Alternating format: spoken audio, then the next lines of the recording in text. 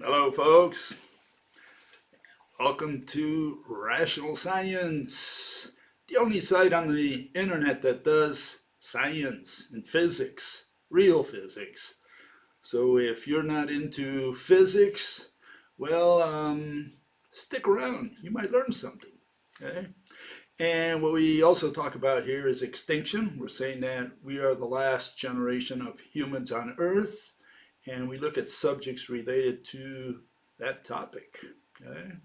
And so, especially some of the headlines that are out there these days, some of the weird things we see in the world today, also. Here's a weird thing: fellow jumped the gun. Apparently, in Norway, he thought it was the end of the world probably, and started shooting at people, hunting people with his bow and arrow. Says detention here for Norway bow and arrow attacker. The guy went out on the streets with a bow and arrow. I mean, if it weren't so tragic, it's just comical that someone goes out. Can you imagine someone going out there with a bow and arrow hunting people? Unbelievable. And yeah, we're seeing very weird things today. Is this normal? A guy says, "Well, I can't buy a gun, or they'll trace it or whatever, so I'll buy a bow and arrow." You know, you got all these weird people out there. Okay, related to the vaccine, people criticize me and say, "Whoa, Bill, you got the shot?" Yeah, I got the shot because I'm going to be traveling, and so, or I hope to be traveling, and and one of the problems is that the governments everywhere are putting all kinds of restrictions to those people who don't get vaccinated. It's a big problem. It's a big headache. So all we can do is, you know, either you fight City Hall and do not get vaccinated and just fight it all the way, or you just bow down and say, okay, give me that vax once and for all and get it over with, and that's my attitude. I don't think I have much to lose either way. And here you can see how they're imposing this stuff on everyone. It says U.S. Navy sailors who refuse vaccine will be expelled. The United States is going to cut down on, I think, like 40,000 some people that in the Navy that are not willing to get the shots, or they expect people not to get the shots. They say they will convince some of them, but others will insist on their religion, on their right to their opinion or whatever, and they won't get the shot. And they'll be out of commission. So yeah, I don't know. Either you fight City Hall or you just accept it and say, well, we can't avoid the shots from now on. They're gonna make it ever more difficult on people uh, to stay without, the vaccine. And so it's up to you. If you've got no big issues out there, yeah, you can skip it and say, I'm not going to get the vaccine. But if you got to go to work, if you got to travel, if you got to do stuff out there, you're going to be a lot of trouble. They're going to make life very difficult for you if you don't get the shot. Okay. And here you see a couple headlines. U.S. to lift curbs for November 8th for vaccinated foreign travelers. And you can see how they're kind of nudging you into getting the vaccine no matter what. Okay. And another article there, should passengers be vaccinated or tested to fly within the U.S.? So yeah, especially for travelers, it's going to be a serious problem. They're going to make life quite difficult for you. And yeah, you can say, I'm not going to get the vax, right? Okay, you won that one. They'll win all the others. So I don't know. I can't tell you. All I can tell you is, for me, it's not a big issue either way. I don't know too much about vaccines either way. I don't care about them. Never, it's a subject that doesn't interest me at all. But I decided that it's better to fall in line and get the vaccine and not go through the hassle of all this stuff. Other than that, I don't care about the vaccine. Someone here, I think, said, sad to see the side effects of your recent experimental treatment are already setting in. Yeah, I think I got a little bit sick with this, especially the second shot that I got. And what it is that, as far as I'm concerned, I'm sneezing and I got a little bit of sore throat, both mild, and a little bit of runny nose also, all of them very mild.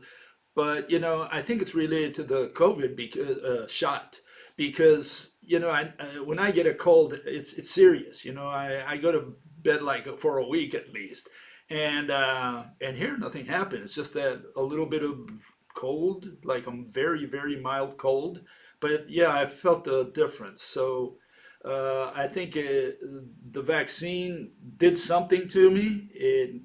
Maybe my body's reacting to whatever they put in there, whatever poison they put in there, and but they say there are some reactions from the body, especially when you get the second one, and I think that's what it was. But yeah, again, I don't care, but as long as it doesn't kill me, I think I'll be okay. Am I protected against the COVID? I have no idea. It's just opinion as far as I'm concerned, from people who are not into that subject matter, right? Now, I do understand the theory, that I understand it. Now, whether that translates into reality, well, that's another thing. And right now, the jury's out in my mind. They're still working out there inside the courtroom. Okay, relating to women, one fellow says, there's a book called The Art of War for Women. There you see it, okay? Forget everything you think you know about strength, strategy, and success. Shows women how to use Sun Tzu's philosophy to win every aspect of life. Sun Tzu was he was a Chinese guy who wrote The Art of War, but he wrote it for men. How to fight in the battles out there, and someone used that and say Art of War for Women. And a fellow says, shows women how to use Sun Tzu's philosophy, okay? Modern women aren't interested in equality. Uh-huh. When they already rule over men with covert, heinous backstabbing and feminine seduction. Whoa, okay, this is a good theory. There isn't much of a drive to catch up to men physically. They are better at dominating in feminine ways. Uh, there's a famous saying that behind every successful man there is a woman. Okay, so yeah, to some degree, I think that's true. If you have a wife and or girlfriend, usually wife, right? She nudges you to do things. It's part of living. Learning to cohabit within a house. You have to kind of respect her. She's got to respect you. And she says, why don't you do this? Why don't you do that? She's your counselor. And it works in the other direction as well, especially in these days. Men also give recommendations to women, to their spouses. But yeah, I think you could say that women don't need the art of war, of really matching men in strength of power, because they have other tools, other weapons. Okay, that's okay. Good theory. Fellow says, I'm friends with some world-class female wrestlers and they can't compete with the men. Yeah, nobody's saying they can compete with the men. What you have really is, if you have unisex categories for fighting, we're talking about fighting, really tough sports out there, right? And you have professional women and you have professional men. And let's make it unisex. Now they all fight against each other within their weight category.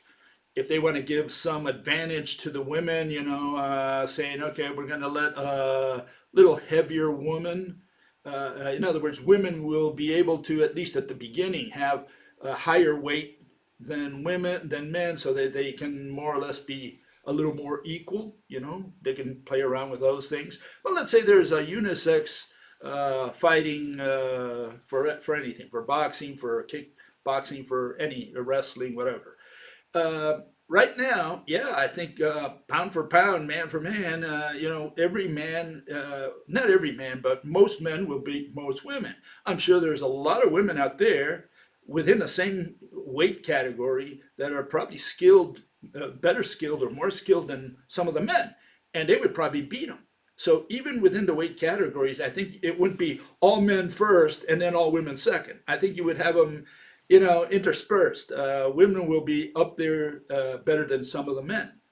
And all I'm saying is, if you let that go for, I don't know, 100, 200 years, will women gradually come up to speed and be up to par with men? Will there be more women in the upper ranks in that, in that whole ranking? And the answers that I have is I don't know. And one of the things that has kept us from seeing this is the fact that throughout the centuries, men kept women kind of down, and women also chose a lot of the things that women typically do, like the kitchen, the rearing of kids, and so on, because that's what they inherited from their grandmothers and the forefathers. But now, starting with the service economy, women started coming out um, of the house and started to work. And a lot of the work out there does not require any strength or anything like that. It just requires certain abilities. And if the woman studies, she can be just as good or even better than some of the men. And what's happening in the world of boxing and some of these heavy sports, a lot of these women, um, they go into because of money, fame. A lot of them like to, lift weights and so on. They get into those kinds of things, and yeah, they get into that field and they can be very good. They can be very good, just much better than some of the men in the same weight category. So yeah, right now, if we rank them, I'm sure, or we put them like unisex right now, I'm sure most women will be at the bottom half and most men will be at the top half. And again, I'm saying most. There will be women who beat a lot of the men. But given enough time, will that change in such a way that women move up the ranks? I would suspect that it would happen. Whether they will always match or whether there will be a champion woman within a category, well, I don't know. I can't tell you that. Again, the only thing I think would interrupt that right now is the extinction of man. If you give us another 100 years, who knows?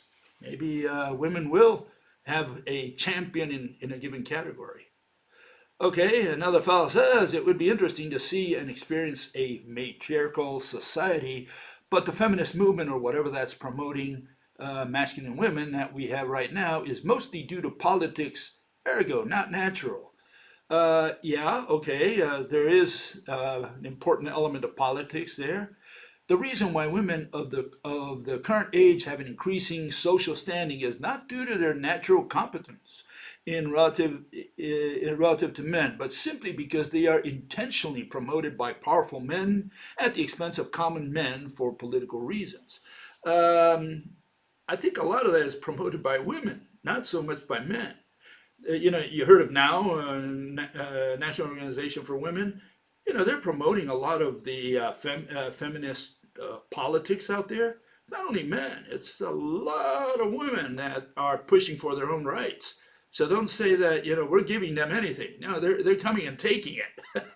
Okay, so I don't know. Again, you got to look at these movements and find out who's behind them. There could be men behind them for political and profit reasons. But I think the majority are women just requesting, or demanding, really, their rights, their equality in many aspects. And some of those equalities are showing up in these heavy sports, in these fighting sports. Okay. Okay, here we have Norwegian gender equality paradox occurs in Norway, in one of the most progressive countries. Okay, yet on average, women become even more womanish in their choices there. Non-STEM, non-dangerous, and social jobs. STEM being science, technology. I can't remember what the E is. Math is the M. So they're not into the scientific, traditionally uh, male-dominated fields. That's what they're saying. I don't think that's true, or it's not. That's fading. I think a lot of women are coming up even in those categories. They're coming up to speed lately. There are more women now in college than men, and men are just bumming out. I guess a lot of them are frustrated. Their life is over, as they say, and women are taking advantage of that, saying, they're or just going to college and then taking advantage of their educations over a lot of the men who are, just getting out of the field. And so that's happening as well. But, in Calhoun's experiments, um, for those of you who are familiar with them, the female mice, they became more aggressive. They became less female, And the main point there was they stopped reproducing. Okay, and that's my biggest point when I talk about all these equality, all these things, or I talk about the fact that women are become more masculinized, and by that I don't really mean that they got testosterone in them. I'm saying primarily they don't want to reproduce anymore. Okay, and you can't get them to have kids, and so that's the big portion that will influence extinction.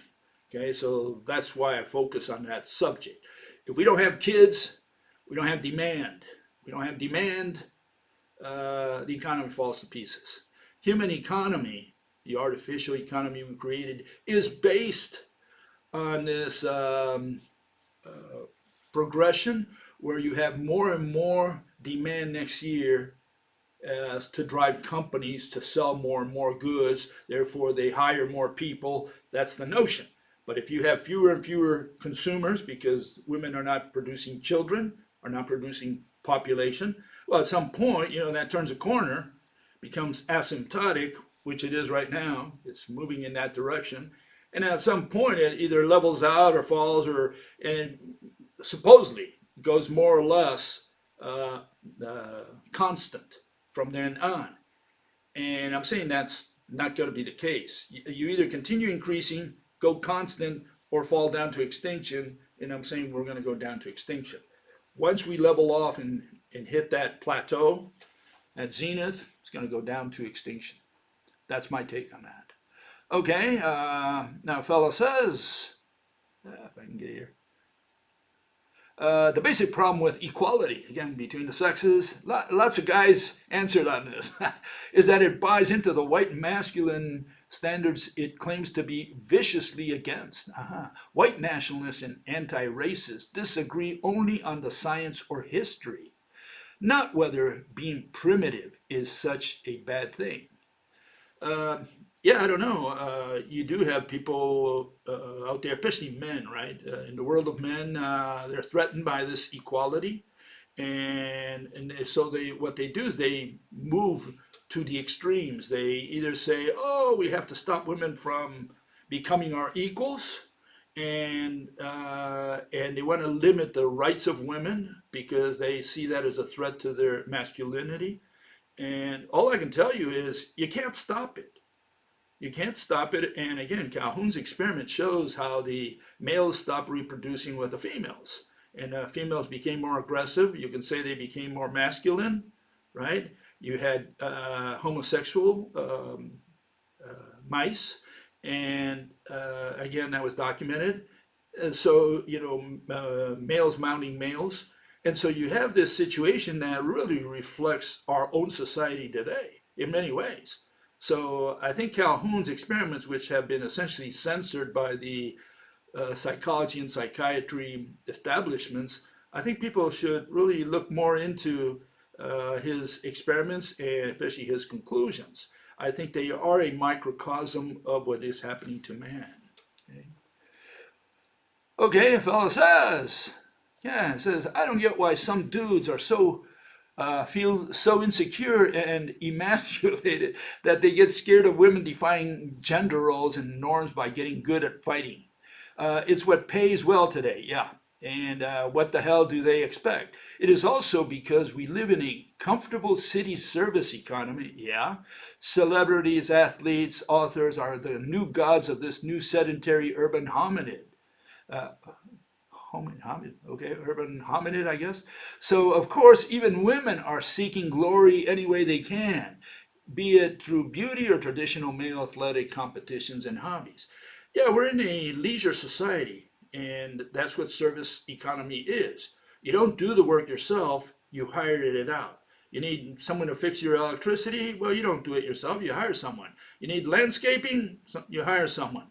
And so a lot of people have home office, among other things. But what they do is they look at things through the internet, and we're all into entertainment. A great majority of the economy today is driven by entertainment, whether it's travel or whatever you do through the internet.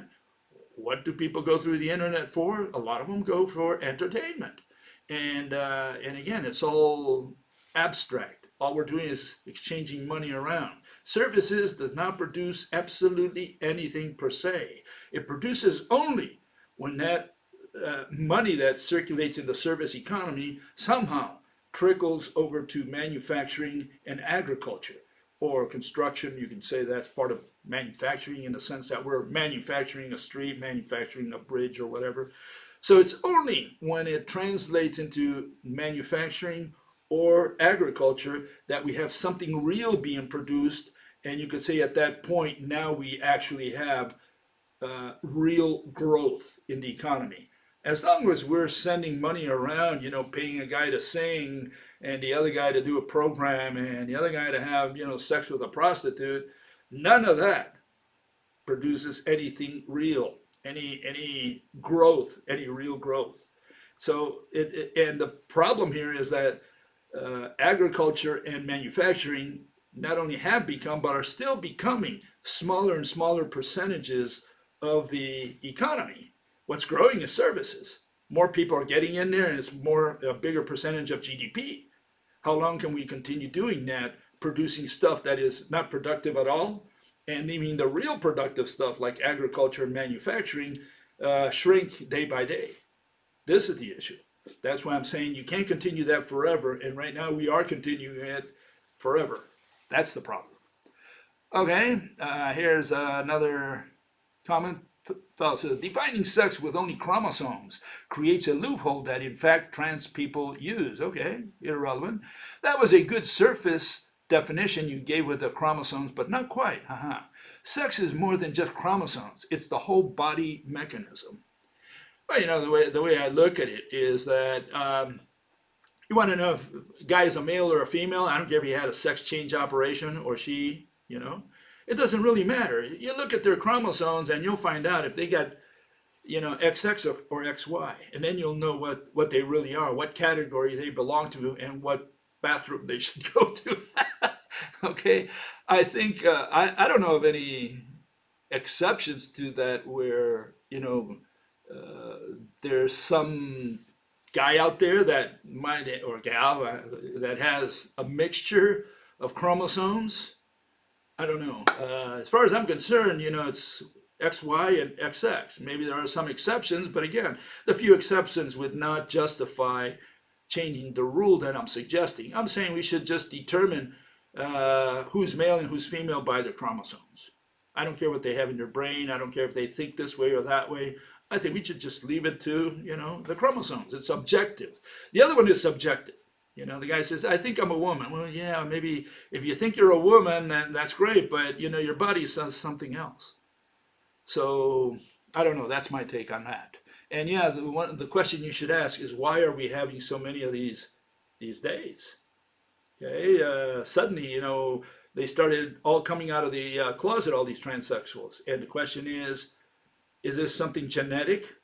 The fact that we've been inbreeding for 200,000 years and now it's catching up with us, especially now that our population has increased dramatically in the last 200 years.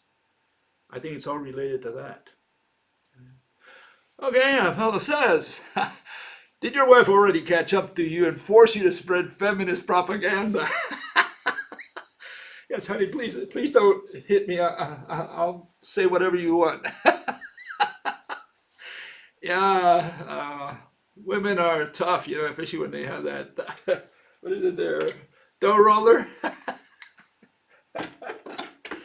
Yeah, she caught up with me. She tells me what to say here, and I better say it because he's got a gun pointed at me right now, so I better be nice and say it like she wants it said, okay? Okay, another fellow says, urbanization. So I was wondering why it is that people are leaving the countryside. Okay, what I learned is that people aren't moving out of small towns so much as small towns are getting so overpopulated.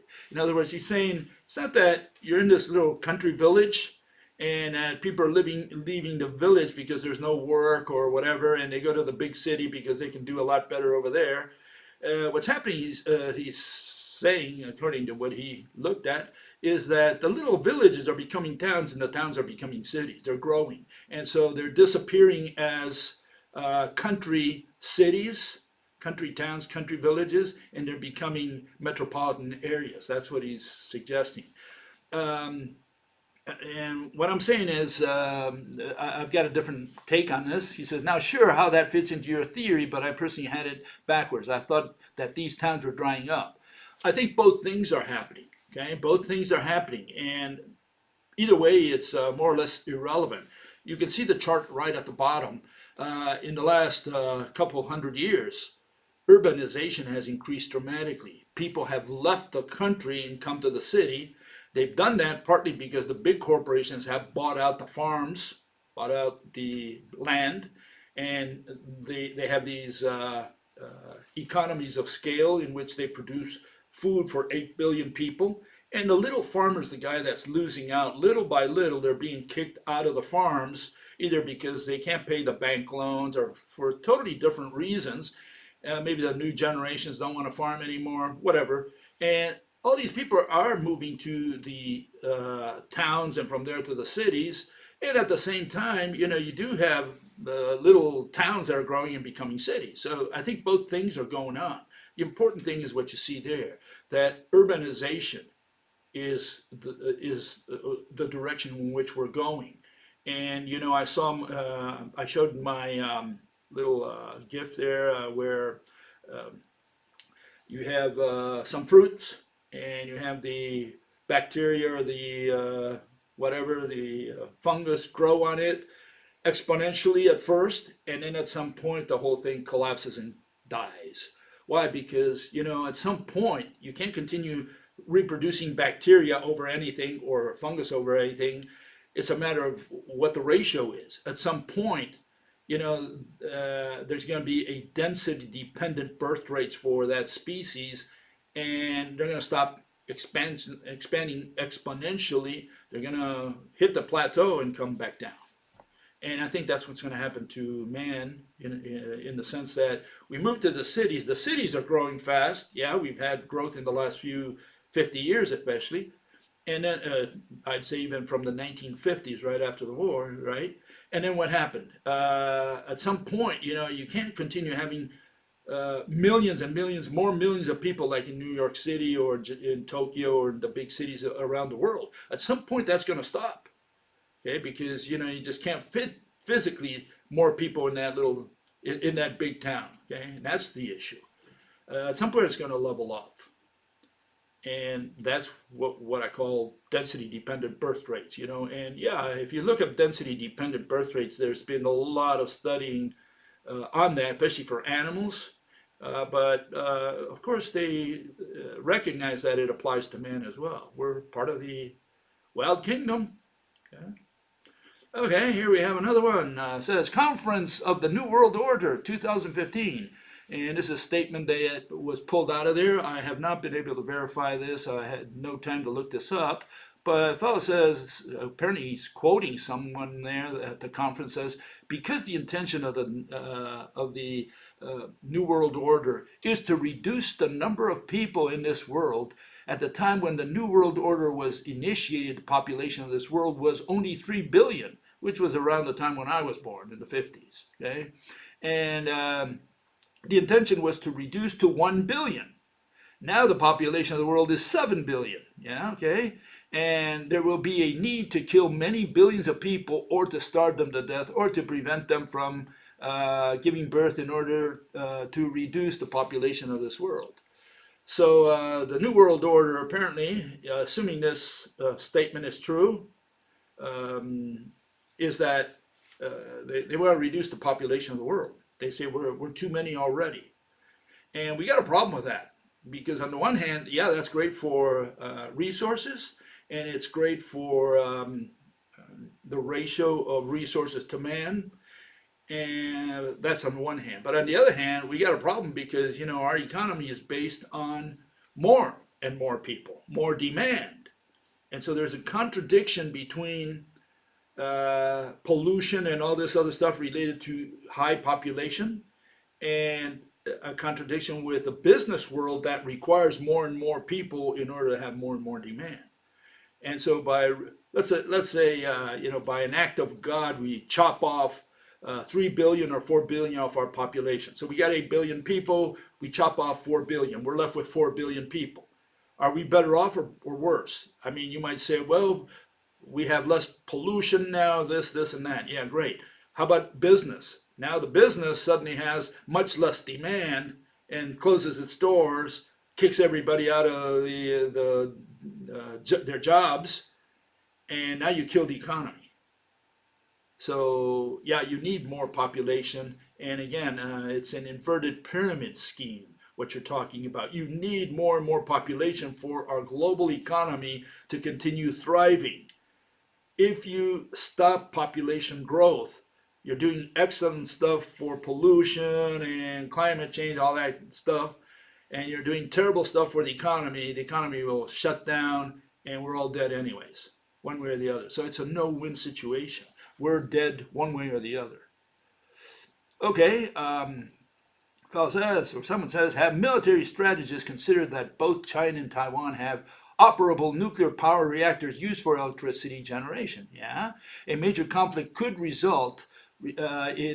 possibly result in damage to the water cooling loops, causing possible core meltdown and spent fuel rod storage pools boiling dry. Yeah, if there is a nuclear war, forget it. If they start throwing the nukes, we're all dead. I don't think we can come out of a nuclear exchange because it means that all stops are off. If someone throws their first bomb to the other side, it's a free for all. Everybody will just let go of the bombs before the other guy destroys the bombs locally. And you have submarines out there, and they can shoot, their bombs, and you can locate the submarine, and maybe throw a bomb there and blow it up. But maybe it throws the bomb before you blow it up, and it wipes out 1 million people in a city. So I think that's why nobody's right now really very happy about trying to push the red buttons. But if someone pushes the red button tomorrow because they want to win a conventional war, or they're losing a conventional war and they say, well, I'm just going to throw the bomb and liquidate, the other guy's army or navy or whatever, we're all in trouble, because at that point everybody will press the buttons. That's the way I see it. I don't think we'll come out of a nuclear exchange. So yeah, nobody better touch those red buttons. Those buttons hopefully will never be touched, even though it might happen at the last moment anyways, Okay, the U.S. does have a choice in whether or not they go to war with Taiwan. Their fear that China is doing better than the U.S. has become a stronger world power is not a good reason for starting a war with them. The U.S. is jealous of them, and it's not their country, so they should stay out of it. Taiwan is part of China. It's still not any other country's place to actually interfere, much less start wars over it. Yeah, see, one thing is ideal. People have these ideals about justice, what justice should be, and apparently this person says United States has no business being in Taiwan, or fighting against China by giving weapons to Taiwan first, and if China happens to attack, get involved in the fight and defend Taiwan. But that's the way politics has always been. I mean, in Argentina, we had the Falkland War. Did the Falkland Islands belong to Argentina or to Great Britain? Well, the way it's settled is by going to the field and fighting. That's the way it's settled. Otherwise, it doesn't get settled. Taiwan's going to be no different. They're not going to resolve that by saying, okay, let's sign a treaty and Taiwan becomes a country of its own with its own rulers. China's not going to stand for that. China's going to work its way all the way to conquering Taiwan. Remember, Taiwan came into being only because Chiang Kai-shek escaped to Taiwan after Mao beat him in the Civil War. And so China became communist because Mao imposed communism in China, so-called communism, dictatorship of the proletariat. And the island, Taiwan, is the only one that escaped that fate because, Chiang Kai-shek immediately, created all these defenses against mainland China. So as one grew, the other one grew as well. And now, several generations later, these people are saying, hey, Taiwan is part of China. And the Taiwanese are saying, come here and prove it. So yeah, there's a lot of problems out there, and there's a resolved by weapons. They're not resolved by what is justice, who something belongs to. You know, what was it? The Monroe Doctrine said that you're talking about the early 1800s, right? When the United States was an enemy of England, of the United Kingdom, of Great Britain. And people don't realize that, but throughout the 19th century, England and the United States were enemies. Today they're friends. It's hard to believe that. In those days, they were enemies. And England did everything possible to destroy the United States, to break it up. Civil War, they took the side of the South, etc. They wanted to break up this big country that was developing out there. And the Monroe Doctrine, issued by James Monroe, you know, he said, look, anything involving the Americas, we're going to go against Europe, no matter what. You know, America for the Americas, essentially. That was the Monroe Doctrine. And when the Falkland War happened, Argentina and some other countries in South America says, hey, remember the Monroe Doctrine? And the United States said, well, you know, we're going to take the side of the Europeans in this case. And so they pocketed the Monroe Doctrine and used another doctrine. They use whatever they need at whatever time they need. And that's the same for every country in the world. I mean, does Israel control the Middle East there, that country called Israel? You've got the West Bank, right? You got these pieces of land that are occupied by Arabs that lost the war in 1967. They don't care. They just take the land. How about the Golan Heights in Syria? That's land taken by Israel, and Israel is now saying, well, that's our land now. And Syria can go fight it out in the United Nations. Good luck there, you know. No, they're going to have to fight for it. They're going to have to send an army there and beat the settlers, the Israel army that's occupying the land. And if they can't do it, that land belongs to whoever can defend it. That's how simple it is. It has nothing to do with justice. Justice is like, what was it? Mao Zedong, he said, you look at justice through the barrel of a gun. And that's the best way to put it. Okay, changing a little bit of the subject here, we have something about the Neanderthals. What is your opinion on the Neanderthal super predators theory? Parts of his theory is that Neanderthals were basically nocturnal, okay?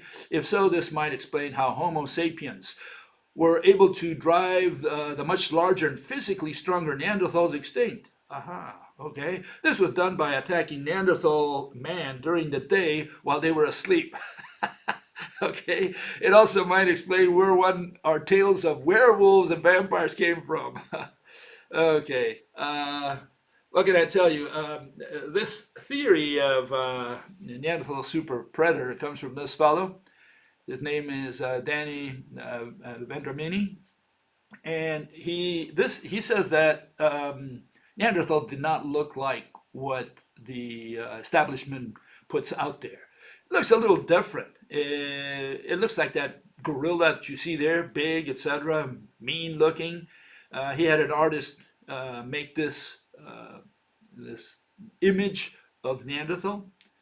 Okay, and I agree with some things with Mr. Vendramini, and so all I can do is show you what I agree with him. And the first one that I disagree is the looks. I'm saying it looks more like that, which is the perhaps one of the first, maybe it was the first Neanderthal that was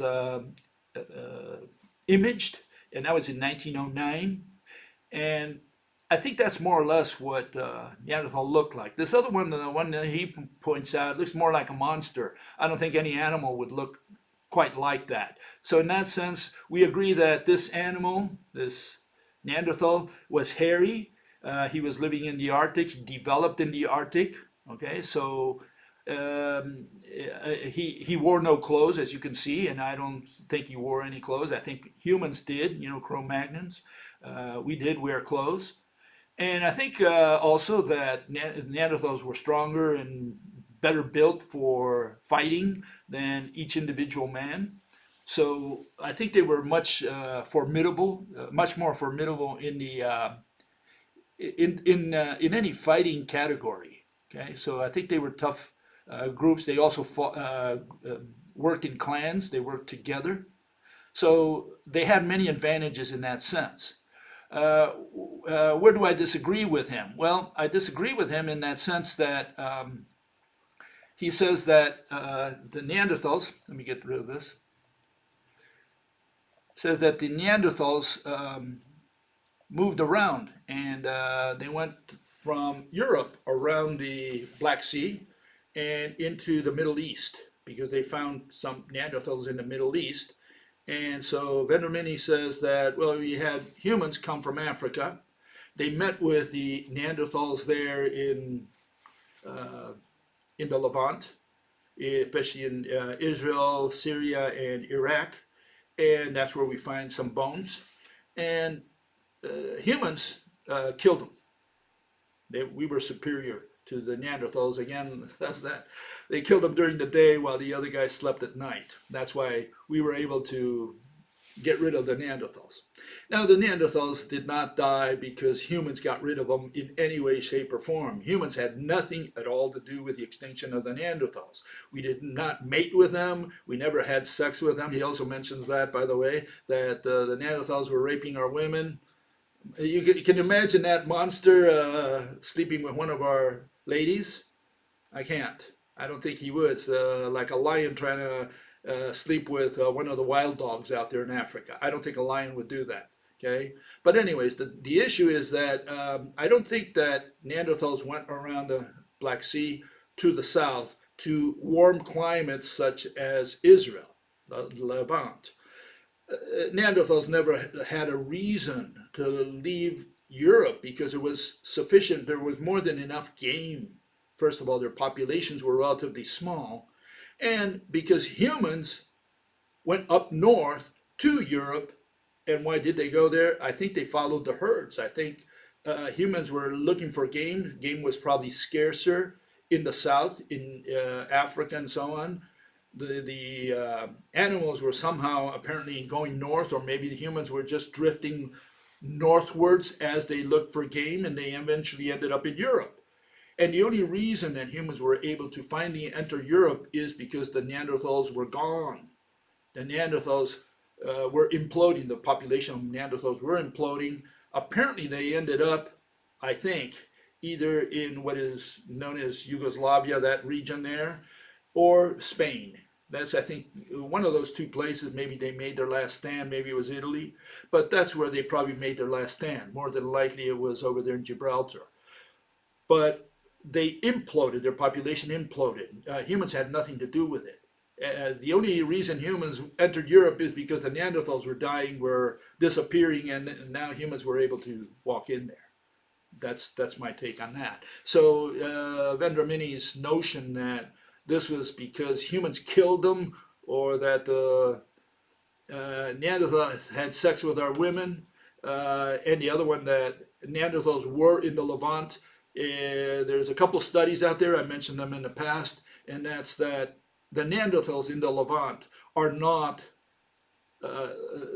even similar. I can't say not at all, but they're not. There are many differences between the so-called Neanderthals in the Levant and the Neanderthals in the West, like in France, Spain, and Germany. There's differences, noticeable differences. So I don't think what they found in the Middle East are Neanderthals.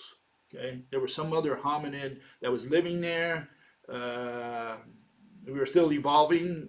Whether those are our ancestors or somehow they died out and humans later came out, that's we don't have enough samples out there to be able to decide that in any way, shape, or form. I can only make assumptions, and my assumptions is that the hominids that we find in the Middle East were not either humans or Neanderthals. They were some other species, like you have the Denisovans in Russia and so on. I think these were different species, just scattered throughout the planet. Okay, and yeah, and here is the where we agree with Mr. Vendramini, and that's what they've done. The establishment they've made Neanderthals ever more human-like over this century. You can see from 1909 to 2015 how Neanderthal has modified his aspect. He's become more like us. Okay, so much so that in the Neanderthal Museum they put some clothes on him. The guy's got suit and tie. And like saying, if you see a Neanderthal out there, you would not recognize him. I think you would. I think he looks more like that guy on the left-hand side. Okay, and final issue here. Same person, I think, says, here's a video which calls into question the out of Africa theory. Okay, there are multiple other pieces of evidence that call this theory into question, including early hominids existing in South America, okay, thousands of years ago. Fossil discoveries in China which place early man there much earlier than he should have been, and evidence that proto-man emerged from Australia 50,000 years ago. It interbred with another form of hominid to produce what we know as Homo sapiens. Okay, all I can tell you is that my theory has to do with the overturning of the population pyramid. That's how the Neanderthals died. And I think humans did originate in Africa, primarily because we don't find Homo habilis anywhere other than in Africa, at least so far. The day we find a Homo habilis in China or in Indonesia or whatever, then maybe we can change our perspective. But right now, and I put that in my book, How the Neanderthals Disappeared. I talk about the Chinese in there. I also talk about Homo erectus, who was also all the way up to China and Indonesia. And what I'm saying is those guys did not originate in China or in Australia or in Indonesia. No, I think the out of Africa theory is correct, and that's the assumption I make for all this. I'm saying that we came out of Africa, Homo erectus did, and he's the ancestor of Neanderthals and also of some of the hominids that we see in the East. But I think what happened essentially is that after Homo erectus went east, their population somehow disappeared, and new waves of humans coming out of Africa repopulated China and Australia. And so that's my take on that. As of today, we have relatively little evidence. There are very few skeletons found in China, and again, they're still looking for stuff. Maybe we had a head start in the West. We found a lot of skeletons, especially in Europe, and I don't think we have yet found enough bones in China to be able to make any conclusive or come up with conclusive theories, something more that can be sold out there. Right now, I think what we find in China is that they were repopulated by humans coming from Africa. And that's my take until I see something different. Those are the assumptions I make. So yeah, this is my take here, the overturning of the population pyramid, and I'm saying that Neanderthals died when their population pyramid overturned. And what are we saying there? One study, okay, and there you see the study, says adult longevity increased with human evolution from a ratio of old to young adults of about 0.12 to 0.4 for Neanderthal fossils, with a particularly dramatic increase in Paleolithic societies to more than 2 older adults for each younger adult. What had changed over the years, from maybe 300,000, 400,000 years ago to when the Neanderthals disappeared around 40,000 years ago, the Upper Paleolithic, what changed was the ratio of old to young people, their population pyramid overturned. And if you look it up and do some research out there, you can look up a couple of my videos on the Neanderthal series where I talk about it, and I mention the papers, the references. Their genetic diversity also decreased from about 80,000 years ago to when they disappeared 40,000 years ago. In those 40,000 years, you can see that there is a loss of genetic diversity among the Neanderthals. They were able to measure that. Whether you want to believe in that or not, it does fit my theory quite well. So both of these, the fact that they lost their genetic diversity and the fact that they became older as time went by, gives me a clue that their population pyramid overturned because they had been around for too long. Okay, so let's do the physics part today. And I'm going to start with a little recap. Here it is. What have we covered so far on this subject that we started about a couple weeks ago? First thing is that mathematics does not have distance. They have no idea what distance is. They don't use the distance of physics, which is separation. Okay? No, they use the distance traveled. They unroll the end of their measuring tape every time they talk about distance. So, because a mathematician cannot put in an equation separation. That's a qualitative concept. They have no place to put it in an equation. Makes no sense. Now they have to put a number. And what number are they going to put? Followed by a unit. They got to put meters per second.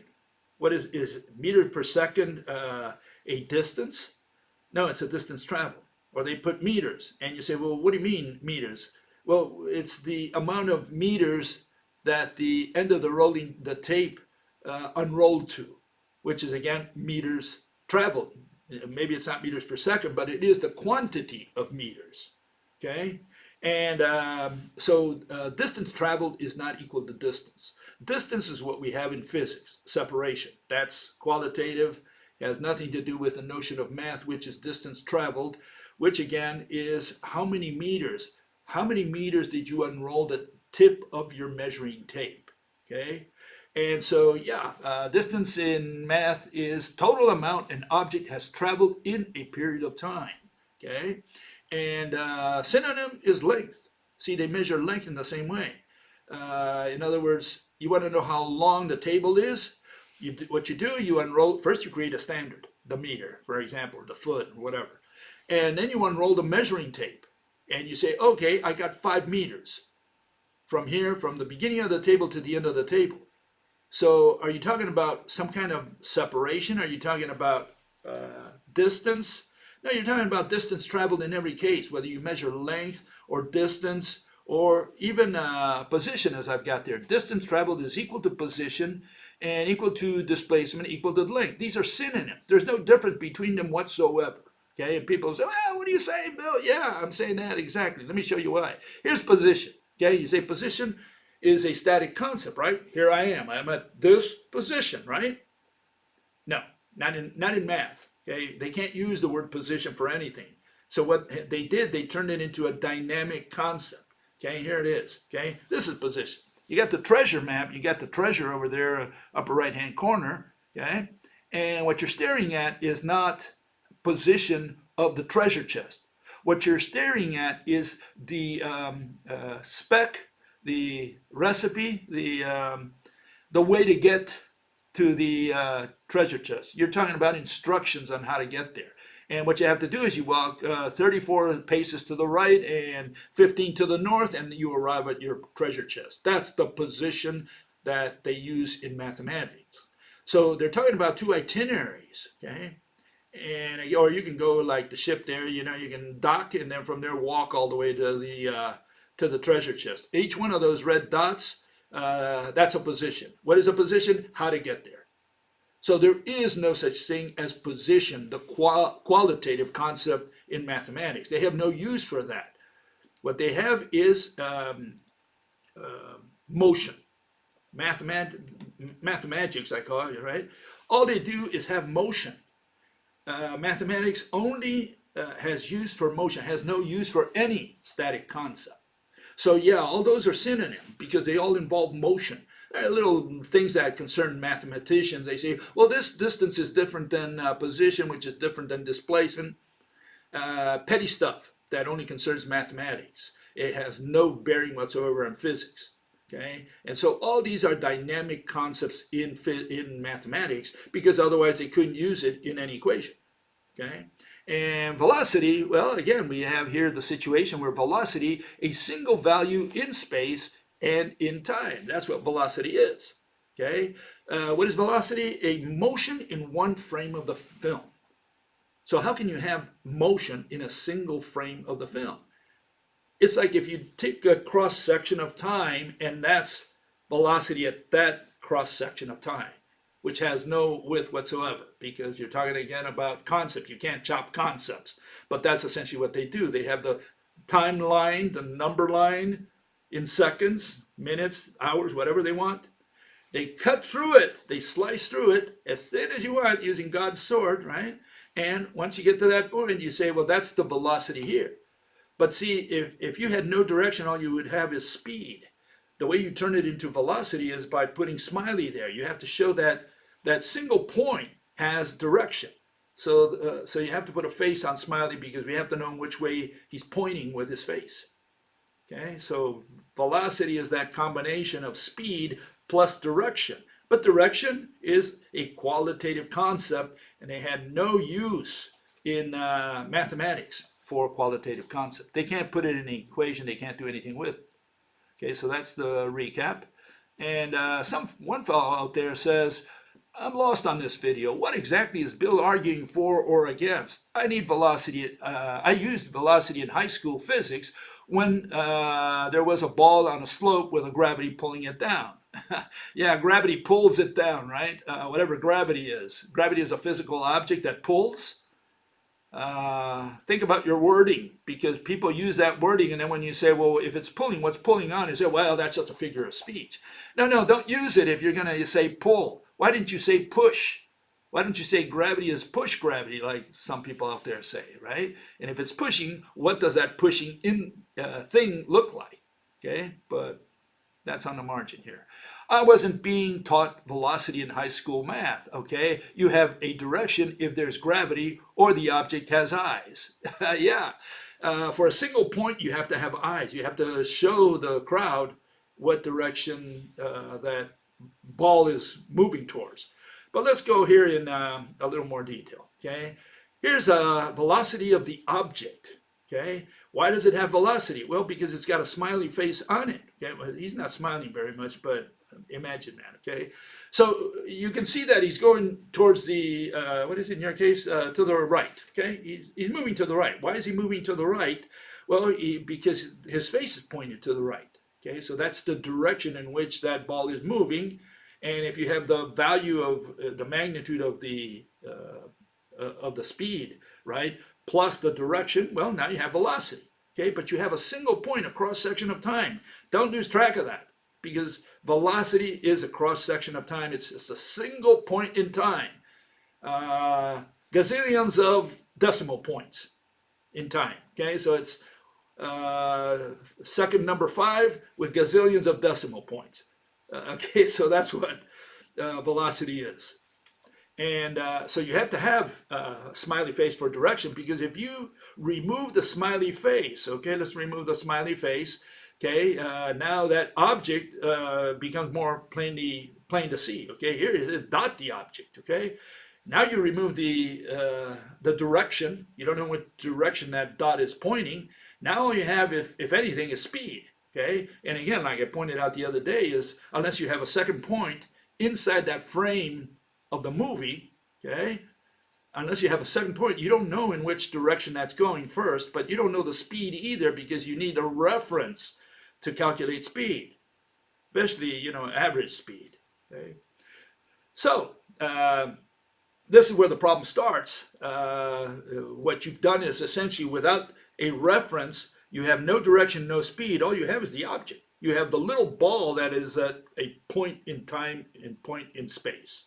That's all you have in front of you, objectively, okay? And if you remove that, you have absolutely nothing. You have space. So you have to put something in there if you're going to talk about something, and there you have a something. What you have is a dot. That's the object called dot. Does that dot have speed and direction? No, absolutely not. And this is the problem. What they've done is, by taking the limit, right, as x equals 0, right, what they've done is convert a concept called speed into a dot. into an object, into a thing. That's what they've done. The mathematicians don't care about an object, they just care about their calculations. So they were at home with that. They said, no problem, we just calculate that value. Yeah, but what you've done from a physical point of view is by going, taking the limit of whatever limit you take out there, what you've done is zero in on an object, on the object itself. And the object here is supposedly location, but what is location without an object? Absolutely nothing. So you need the object to establish the location, which in this case is actually position, because for location you also need distance. Okay, so that in a nutshell is summary there, and here we have it. Okay, velocity, what is it? Well, first of all, speed is equal to meters per second. In other words, that's what you measure it in. Those are the units. You can have other units as well, but meters per second is the official version there. Velocity is the same thing, meters per second, because that's what they're going to put in the equation. Are they going to put direction in the equation?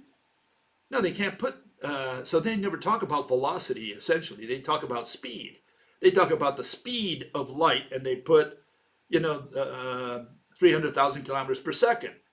Is there anything there that gives you an idea of direction when you say 300,000 kilometers per second? Where's the direction? They can't put direction, so they never talk about the velocity of light. They talk about the speed of light because, again, they don't need to find out what the speed is at a given point across section of time. They don't need the speed of light at that point. They just said the speed of light in general, 300,000 kilometers per second. They put that little c in there, right, which represents that value. And math has no use for qualitative concepts. You can place a qualitative concept, you can't. Place a qualitative concept in an equation or perform mathematical operations on qualitative concepts such as direction. So direction is something that the mathematicians incorporated together with speed to create this concept known as velocity. They needed it for angular momentum. Okay, when a planet moves around, they said, well, if it's in a straight line, no problem. In speed, no problem. We don't have any problem there. But when it turns the corner, now what do we call it? Well, they had to invent this notion of speed, and the only difference between speed and velocity was the direction. Okay, because as long as they're on the same line, displacement, speed, position, it's all the same. Okay, and so they can use all these dynamic concepts, just assign different names to them because they have minor differences between them that don't concern physics at all. Okay, and they can't put the qualitative notion of each one of these in an equation. All they can do is put the value that they need for whatever calculation they have to do. Okay, again, what is velocity? A single frame in the universal movie. Make that frame as thin as you want, as small as you want, because it's a single frame in God's movie. Okay, so can you have direction in a single frame? Can you have even speed in a single frame? No, you can't. But mathematicians managed to do it through, again, taking derivatives and so on. Okay, give me a second here.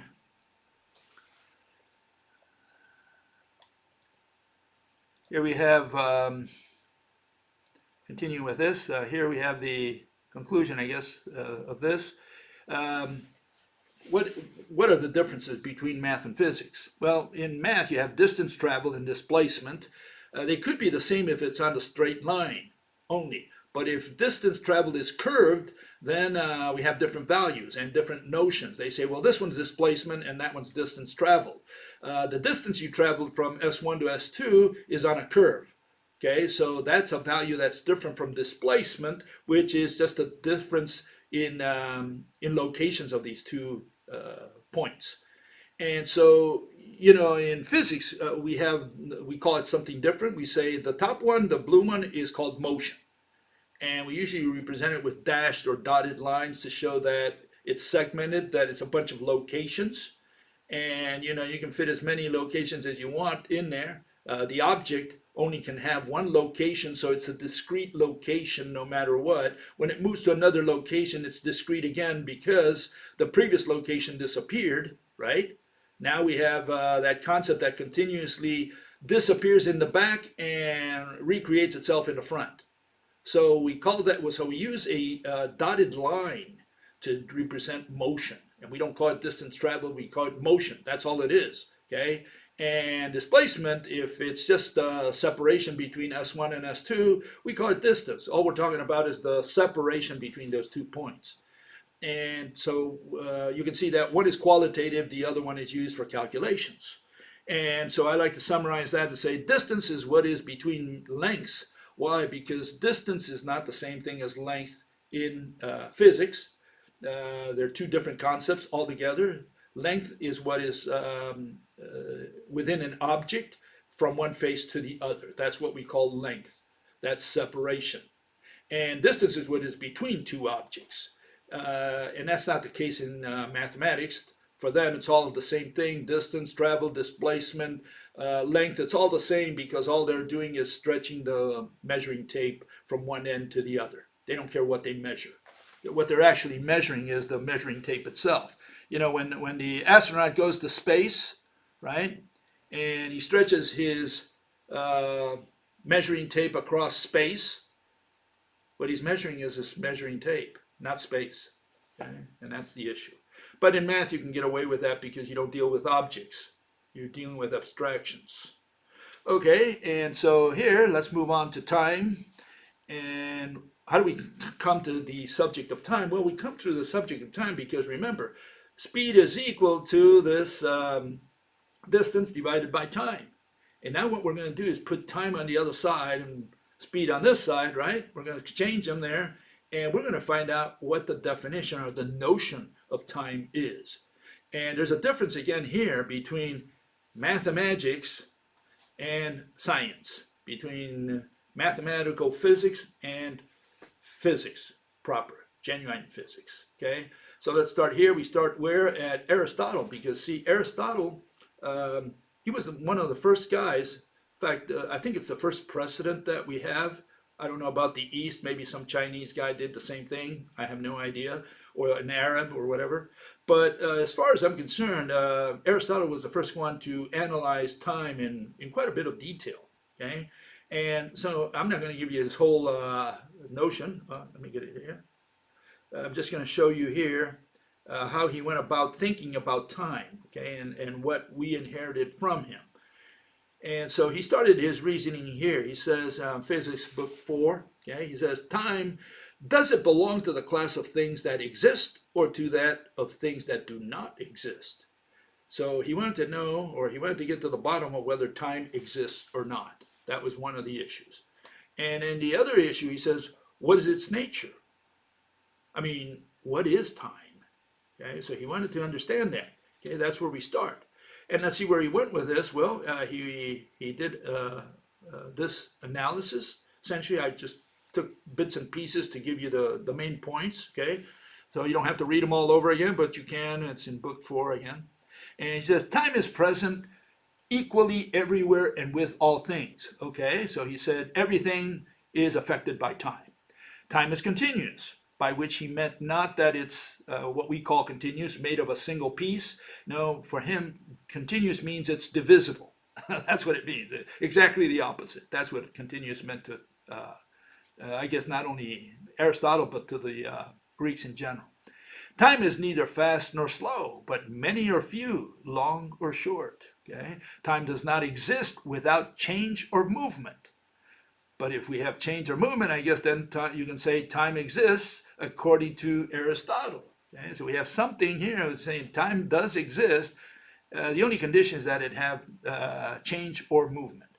Time is a measure of motion. Okay? Some kind of measure of motion.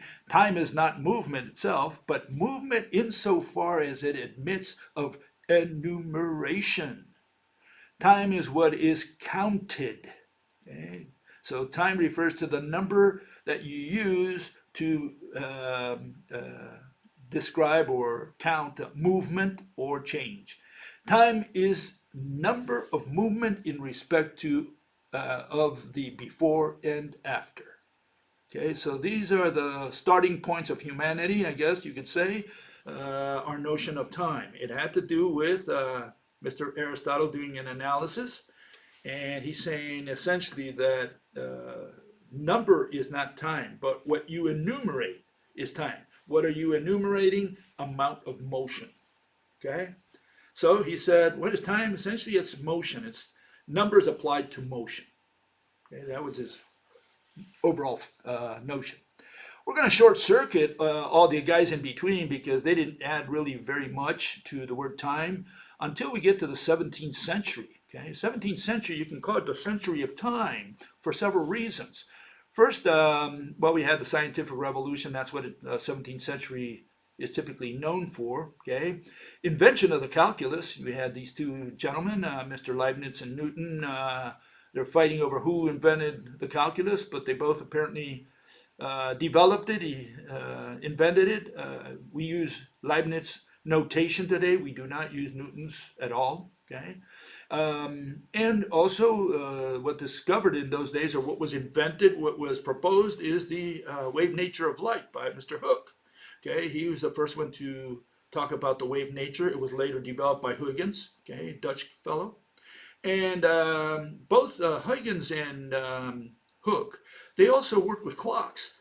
This was a time where, you know, people were talking about clocks and time started becoming a more important issue among the theorists. And one of the first ones was Galileo Galilei. And what Galileo did was he tried to measure the speed of light. And very awkward. I showed that in the past where, you know, he had his assistant in one mountain, he was in another mountain, and they had their lanterns covered. And they said, look, when I uncover my lantern, I want you to uncover it immediately as you see the light, uncover yours so that I can see your light. And they kept doing this, you know, like uncover, and the other guy uncovered, and they said, light is faster than we can uncover. And so he concluded that light was instantaneous. There was no speed to light. And that would change with Mr. Romer, a Danish guy who eventually showed that because of one of the moons of Jupiter, the light coming from when the moon was behind Jupiter and when it was in front of Jupiter, as it rolled around, they said, well, what's the difference? That moon should have come out earlier. And the reason it came out later, he said, is the speed of light. It takes light time to get from that moon to our eyes when it's, you know, on the other side of Jupiter. And especially, you know, when there was a difference in like 6 months difference where Jupiter was on the other side of the Earth, you know, the Earth that was now here, it was close to Jupiter, here it was farther away. And now why was there a difference? Well, the speed of light.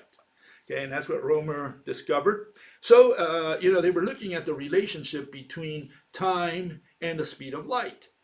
And, you know, a couple decades later, you have, what was it, James Bradley, he also used parallax to determine the speed of light, calculated value always. And until you get to the 19th century, you know, people like Foucault and Fizeau, they started measuring light. Again, always round trip, okay, in their case. And what they did in most of these cases is calculate angles, okay. So this is essentially where we are today. We don't have a one-way speed of light. As far as I know, there's been no experiment on one-way speed of light. They should do one because I think we have the capability. And the way we would do it is by sending someone to the moon. And it takes light 1 second, and not quite 2 seconds. It's a little over a light second for light to reach from a laser here on Earth all the way to the moon. And so we would have a one-way mechanism that someone, maybe an astronaut, could measure somehow by receiving light one way, okay? And so, but again, the problem there would be communication. You know, it's more or less like Galileo's lantern. You know, the guy here says, okay, I sent the laser. The other guy said, okay, I received it. Yeah, the sound would also take speed of light to get to the moon. So I don't know, maybe there is a way of doing it. Someone smarter than me can figure it out, but I don't think it's important at all. Light in physics, we say light is fast. Is that accurate enough? Okay, it's very fast. That's a little more accurate. That's all we need. Light is fast. Now we got to figure out what light is. And likewise, we have to figure out what time is. Is time something physical? Is time something related to to physics at all? Do we need time in physics? Or is it just a calculation that they need in mathematics, which is unrelated to physics entirely? Okay, so this is the question. Okay, so here we get to Mr. Newton, and he more or less synthesizes the notion that people had in the 17th century about time. What is time? And here Newton's going to give us the scientific super duper definition of time. Okay, here it is. It says, I do not define time, space, place, and motion as being well known to all. Yeah, all these people work with force, which involves time, acceleration, which involves time, speed, velocity involves time, all that involves time. No one knew, no one could define the word time because, as he says, well, we all know what time is. And just in case they didn't define motion or space, because we all know what that is as well, so we don't have to define any of those things. You just go with your intuition and say, okay, I know what motion is, I know what space is, I know what time is. And then you have today, 21st century, and the mathematicians are saying space is made of particles. So it's a little different than what Newton probably thought of space, and means that no, Newton, you did not know what space is. No one knew what space is, because now they're saying space is a physical object. It's a block of stone made of particles that come in from the void and separate into positive and negative. So do we know what space is? Well, we don't know what space is. I guess we don't know what time is either. So what do we know? I mean, the mathematicians, right? And do we need this at all? Do we need time at all? What is time? Do we need it? Do we use it in physics? In math, obviously, they use something called time. Do we need it in physics? Okay, so let's continue. Let's find out what this time thingy is. Here we again short circuit to the 20th century, and we have Mr. Einstein, and he started bending time. He treated time like a physical object. And so now it gets very scary, because Newton probably would disagree that time is a physical object. He said, look, we all know what it is. It's what we measure with a clock, essentially, right? But here we're talking about something else. Here this guy is saying, we're going to bend time. What do you mean bend time? You bend it like a hammock or what? What do you mean you're going to bend time? And, you can say, well, Bill, that's a figure of speech. It means something else in mathematics. Well, yeah, we got a couple problems there alone. And the first one is that 90% of the people out there, they just repeat what the mathematicians tell them. And they say, oh, Einstein proved that time can be warped. And they don't even know what they're saying. Because what they did is they took the closing argument, the figure of speech, and that's what they spread out there. And they said, well, Einstein proved, and every mathematician believes that time is warped. That's what they tell you out there. Now, the mathematicians who know better, they say, well, we don't really warp time. This is the explanation. They go through this rigmarole where they say, okay, I'm going to explain to you what we mean by warping of time. See, but that's not what they use, because you can't use the word warp with time, because otherwise you're treating time as a physical object. So you have to go in there and explain to them really what you mean by time warp or whatever. But see, that's one issue. The other issue is they're trying to give a physical interpretation, and they're using this thingy called time, which is not a thingy.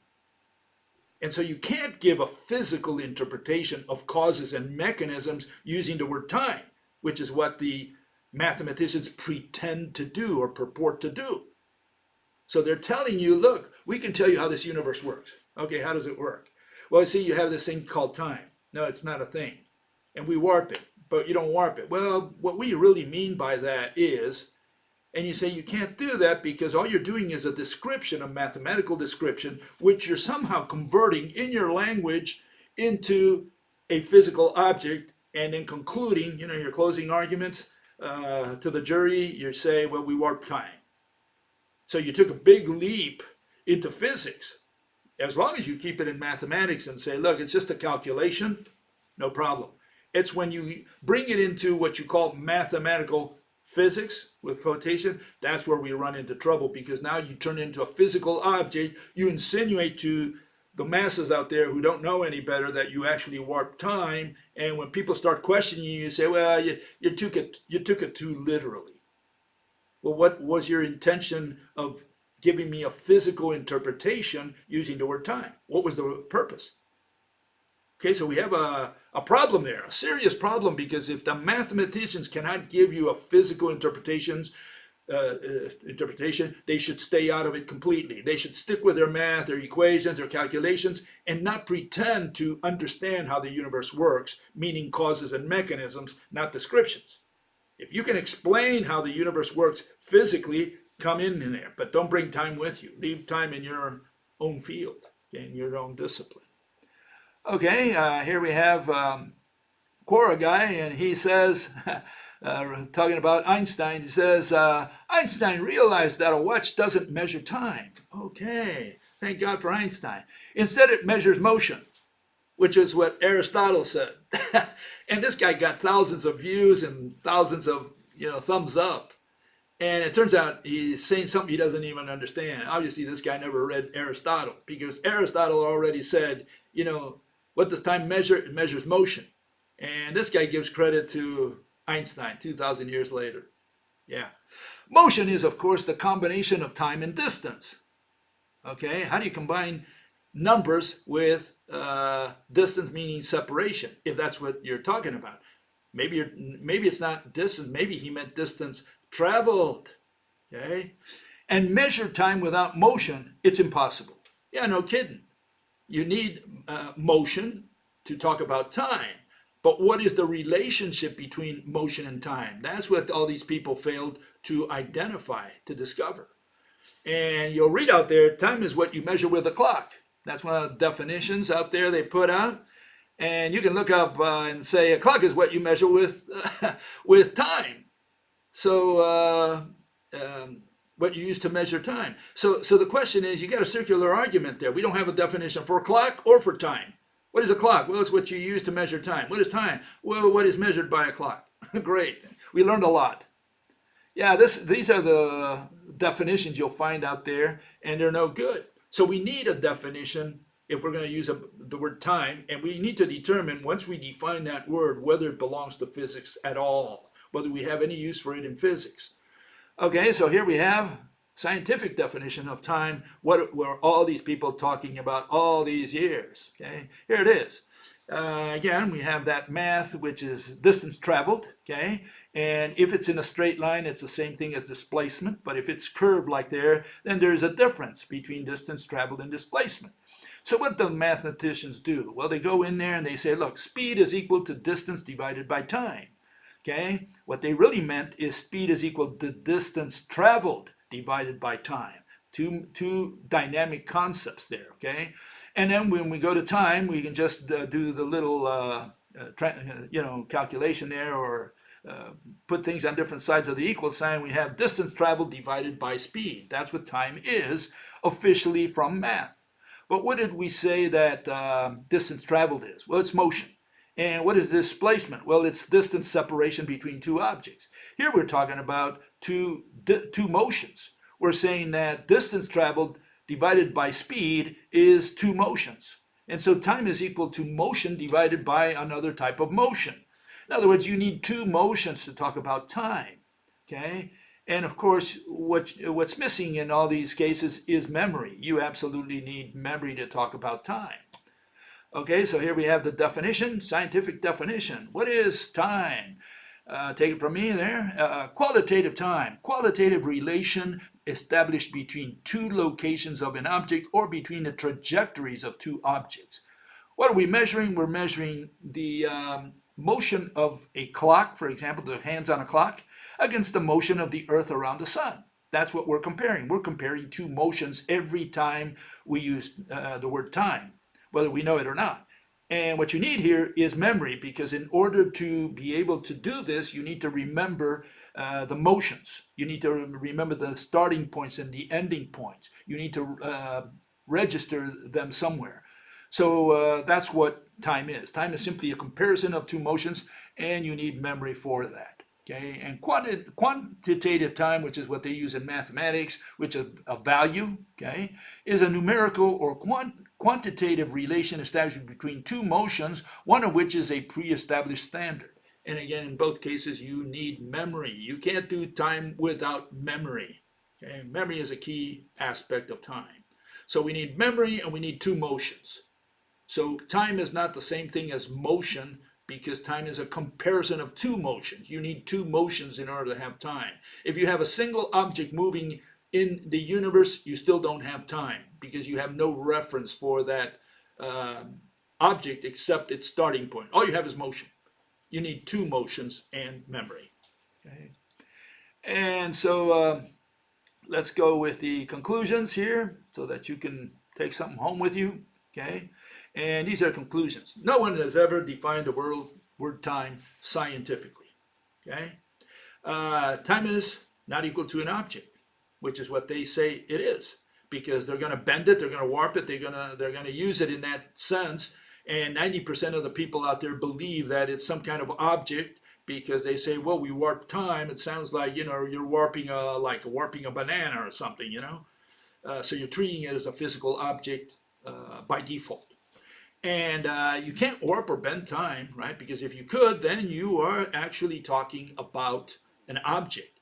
And the mathematicians know better, but 90% of the people out there who, dabble in physics lightly, they are not very keen on this issue. They don't realize that they sold them some snake oil. They're telling them, look, we warp time. And the guy says, okay, the mathematicians proved that, the experts, the scientists, and it turns out they sold them a fib. Okay? No, at least don't use that unless you understand what warping time means. Don't use that figure of speech unless you really understand it. And then from the speed equation, we can deduce that time is equal to distance traveled divided by speed, which in physics would be motion divided by motion. Obviously, we're not talking about a physical object. And so time is a comparison of two motions. Okay? And time requires memory. You can't do time without memory. Okay, so that's the take on that. Let's move on to the questions that people asked since last time. Okay, let's see what we have here. And all of them are essentially, I think all of them are related to the scientific method. So if you've got something better to do, well, then don't do it, because you might learn something. Stick around. Here it is. Fellow says, scientific definition of definition. Try finding that on the internet. Yeah, definition is a restriction placed on a word usage or extent of a word. Okay. To copy and paste from Google Dictionary is criminal sacrilege, he says, accusing me of saying that, right? That dictionaries aren't used in science, they are in religion. Well, now let's get it right. Let's get the right context there.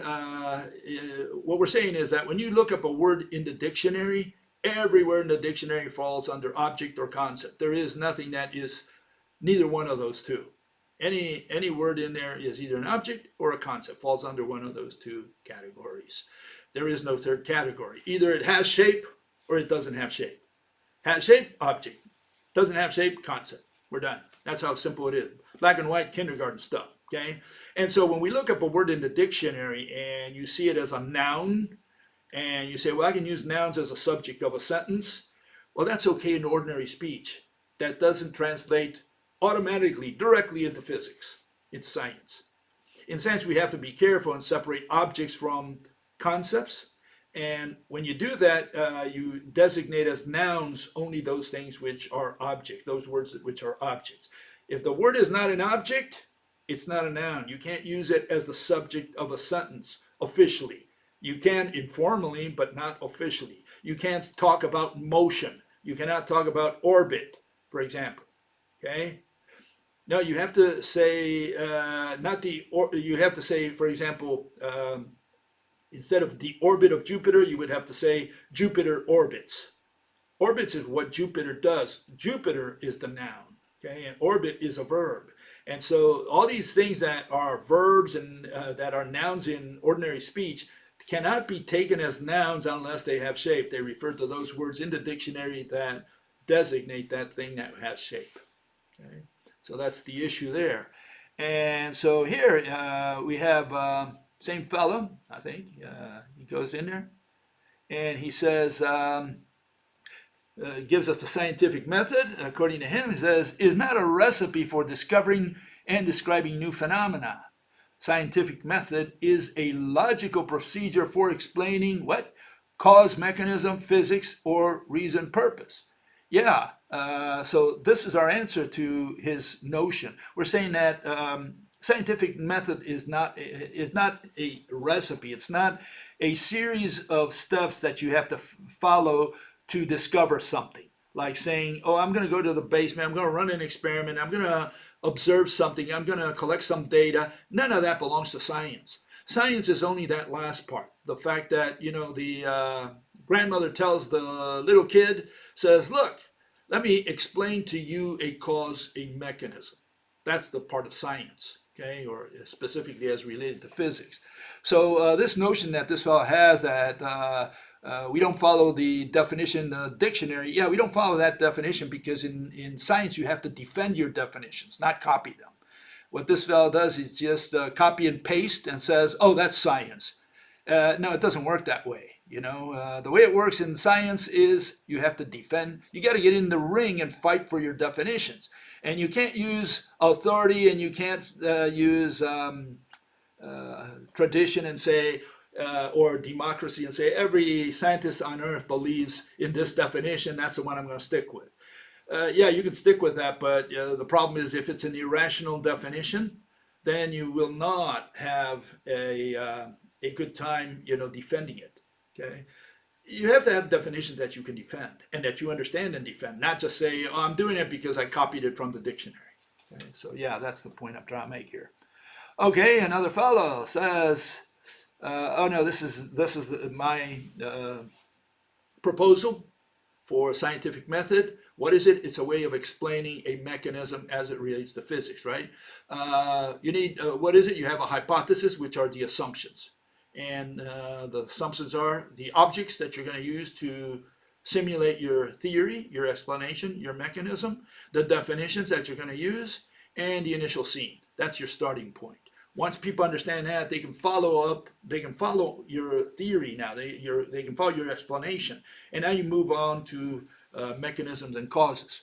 And then you end up, with your conclusions, interpretations, and corollaries that you might have, your interpretation of what you got out of it. Okay, and someone said something along those lines. I think I'm going to get to it later. But here is one fellow says, give me a second here. Says rational science starts with philosophy. Okay, philosophy is another branch of science. So there are two parallel sciences. Philosophy has nothing to do with physics. Physics doesn't have anything to do with philosophy. They're both part of rational science. Yeah, we call it rational science. We can get rid of the rational, not because it's irrational, but because it's the genuine science. What we have today is, again, a process that has nothing to do with science. They say, observe something. Okay, so you observed, you gawked, and what did you learn? You collected data, you still haven't learned anything. You ran an experiment, you still haven't learned anything. Okay, so the fact that you do experiments and predictions and all this stuff doesn't mean you learned anything, that you can explain the mechanism. So that's why what we have today is unscientific, and it's been running for 400 years now. Now we have a new paradigm shift, a new version, and that's the one I just showed, where you have all these steps to explain a theory, a mechanism to someone else. Okay, and so no, it doesn't start with philosophy. And this fellow continues, says, science is a collection of facts. Well, fact is what, like truth? What is a fact to you is a lie to your neighbor. Maybe God is a fact to you. So you take it for granted. And your neighbor, he might be an atheist, and you say, well, I don't believe in your fact. Okay, so we got to distinguish fact from fiction. This fellow living in fiction, okay, derived from certain philosophical viewpoints and observations. Now, in science, we do not observe anything, okay? If the philosophy is skewed, then the facts are a little better. Yeah, again, no facts or philosophy has anything to do with physics. Never mind what Bill or Einstein or some other scientists say, they don't know what is there. Of course we don't. We don't know in science. We don't believe in science. Okay? In science, we make an assumption about what is there. Why do we have to make an assumption? I'll tell you why. Because you cannot see or touch the mediators of gravity, of magnetism, of light. We cannot see or touch these things. Whatever's there, between two atoms. We cannot see what happens between two atoms because we cannot see the mediators. And hopefully there are mediators in there. Otherwise, you're introducing black magic. You're introducing God's magic. You're saying God said so. The earth moves around the sun. Why? Well, because angels are pushing it. I don't see them. Well, of course you can't see them. But that's my theory, that the angels are pushing the earth around the sun. So what have we learned, But that's why we have to make assumptions to understand what the guy has in his mind. And one guy might say angels, okay? So you say the angels push the earth around the sun, okay? I have trouble with that, but okay, that's your version of how the universe works. I say it's ropes. The other guy might say particles. Another guy might say waves. So each one makes assumptions. But the angels are at least a little more rational than saying particles, especially if they're zero-dimensional particles, and certainly much more rational than waves, because waves are just magnitude and direction. Waves are concepts. You can't say waves, like gravity waves, move the earth around the sun. It's irrational. It's irrational because you don't have an object yet. First thing you need is an object to do physics. Fellow says they can only know how or what they think. Yeah, that's the point. That's the point of physics, the point of science. What you do, you make an assumption, and based on that assumption, you tell a theory. You give a mechanism. That's what science is about, what physics specifically is about. Okay, so here we see it. Okay, answer to this fellow. There are no facts among humans. Okay, everybody has their own facts. Okay. And we don't start with facts, we start with assumptions.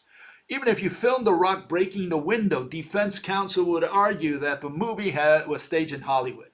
So even if you bring a movie of a murder, you can't say, well, that's how it happened, because you don't know if that was staged. That's the first thing they're going to criticize. We have no way of reproducing what Mother did in the past.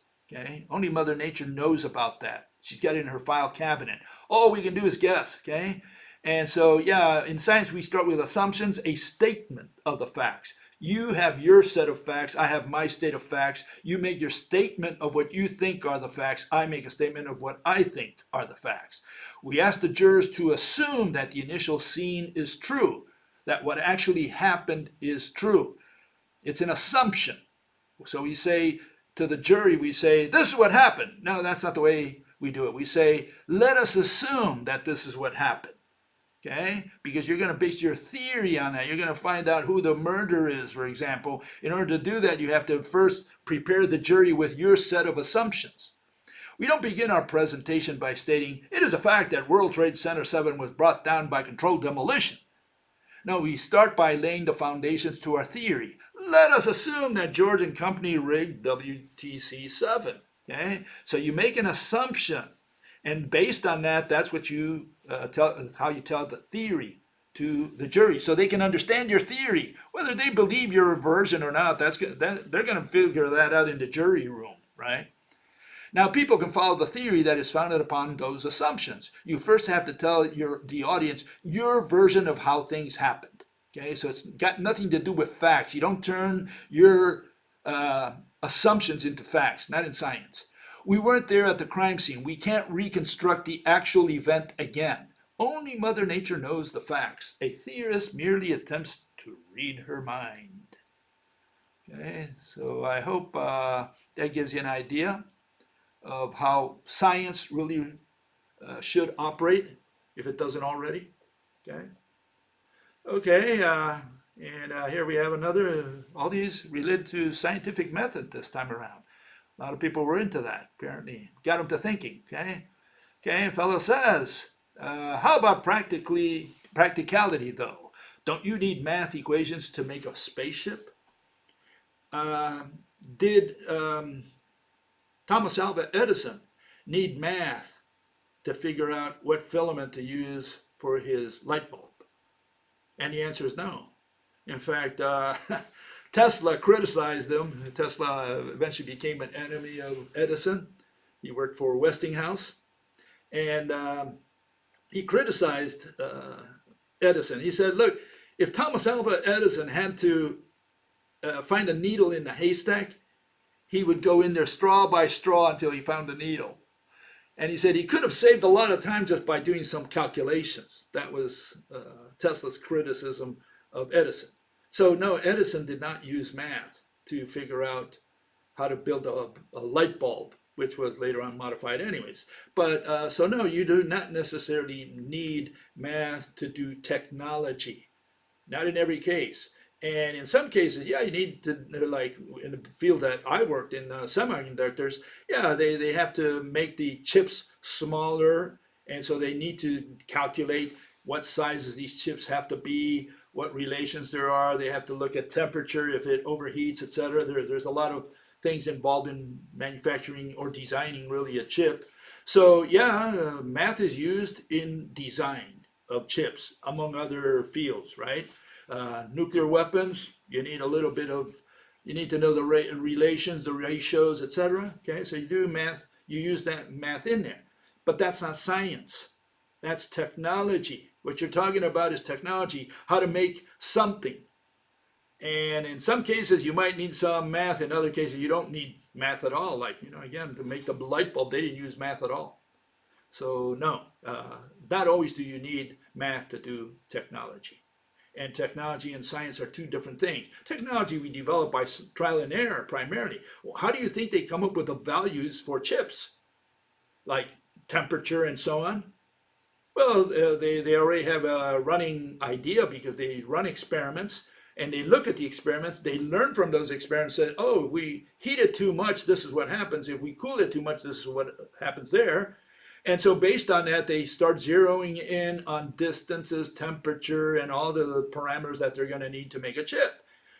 And then, yes, once they have those values, now they can apply them, apply some math and say, well, then this is how big we need to make the chip, or this line, this bus line, or whatever. They design it based on those results. Always technology. Here we're not talking about science at all. We're not talking about explaining how electricity works within a chip. Okay, we're just talking about how to build a chip. Okay, for example. And so right there, you might need some math, but where did they get the math? They got it from doing experiments, measuring, coming up with equations. Now they have the equation. Now they work off of the equation. They may not need to do the experiment again. And just in case, at the end of the whole show, I know this because I worked in the industry quite a bit, what they do once you have a finished product, they go and test it again, just in case, because even with all their calculations, the thing might fail because production does not always match mathematics. Okay, so this is the way it really works in the real world. Okay, fellow says, shouldn't it be a requirement in science that a rational theory eventually be somehow related back to the personal, subjective experience of the scientist? To be meaningful, a scientist must be included in his own model of reality, with the objective processes of the universe eventually resulting in the subjective experiences he has. Okay? His opinion, his take on that, he says, this would be the interpretations part of the third and final step in the rational scientific method. Yeah, and that's where we put it. We're saying that you have an interpretation as a scientist. You're a physicist. You're going to give a presentation. You're going to explain something to the crowd there, right? So what you go in there and you say, look, this is my interpretation. This is what I got out of it. And so nothing wrong with giving interpretations. Nothing wrong with giving closing arguments. You can even use poetry. You can say gravity warps time as a closing argument. Okay, let's keep that in mind. As a closing argument, you can use poetry, figures of speech, whatever you want. Maybe make a joke, no problem. But the core of your explanation had better be for real. You can't use the figure of speech in the main body when you're trying to explain something. That has to be literal. So you can't say that gravity warps time in your main explanation, in your theory. That's okay as a closing argument. And nothing wrong. That's your physical interpretation, fine. But then you go to the meat of your theory, and what did you say? You said that space is a physical object, time is a physical object. You put them together, you created a physical object, unimaginable physical object called space-time, and now you're going to warp it and explain with that why the Earth doesn't fly out of the solar system. All bunk, all nonsense, poppycock. Okay, that's simple. You can't use that in your theory. And so what they do, they say, well, here's the theory. The theory is all this math. Well, that's a description. You still haven't told me the theory. The theory is the physical interpretation, the mechanism that you have for why the Earth doesn't fly out of the solar system. What is holding the Earth faithful to the sun? That's the theory that you got to explain. What are you going to use? You can't use warped space-time because warped space-time is first a mathematical description, and the second space and time and space-time both they're not physical objects. So you can't use them to give your physical interpretation. That's where the whole thing collapses. And that's when they send you to the other side of campus and say, well, we don't do that here. That's philosophy. You go to the philosophers and they send you back to these guys. They say, well, we take our cues from the mathematical physicists. So you get the runaround. Okay, and final issue, a fellow says, talking about Neil Tyson, a mathematician turned entertainer, because he doesn't do any physics. He's just making money, presenting stuff, supposedly presenting it as in lieu of science, or giving the notion that semblance of science, right? That's what he does. Some of the bitter arguments about medicine and science during the COVID-19 pandemic can be blamed on a fundamental misunderstanding of science. Oh, good, finally clarified that. Science is a means of querying nature. And when we have enough wet experiments and enough wet observations, only then can we say, this is how nature behaves. Yeah, but that how nature behaves has to do with description that he's talking about. If you do observe and you do experiments, so far you haven't explained how mechanism causes nature behaves. All you have told us is what you observe. All you did was just gawk and say, yeah, the ball fell down. Okay, so the ball fell down. What caused it to fall down? That's what you got to explain. But to say that, describe, mathematically or otherwise, that the ball fell down, well, yeah, I can do that all by myself. I don't need you. No, but we gave you a number of how fast it fell down. Yeah, so far you gave me a description. You still haven't told me why, what caused it, the mechanism, what caused it to fall down. And so this is where Neil and all his buddies fail us. They fail us. They don't have mechanisms. With that, I'll see you next time. We'll see you then.